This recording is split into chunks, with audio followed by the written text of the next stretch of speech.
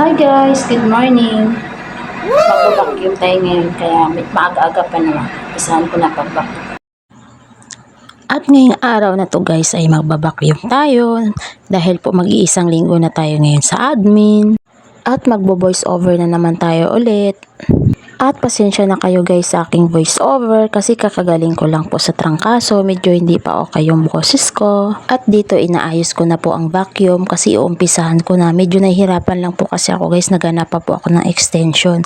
Dahil ang extension po dito ay hindi po siya match, kaya ito po buti nakakuha ako dun sa office namin ng extension. At naayos ko na po. Ito nga po dinudugtong ko na kasi uumpisahan ko na po ang vacuum. Dito po ako mag-uumpisa guys sa may unahan sa may entrance bago pagpasok.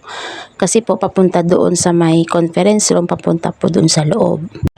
At maaga pa naman po kaya ito po kailangan matatapos ko to bago mag 7 kasi po guys may mga pumapasok na rin po dito. Siguro hindi ko to matatapos ng 7 guys, baka nga abutin ako nito ng alas 8. Yun. O diba hindi pa pala sure kung anong oras matatapos, medyo mahaba din po kasi guys ang i-vacuum ko. Oh no! Aww. At iyan na po, inuusog-usog ko na po kasi papunta na po ako doon sa conference room.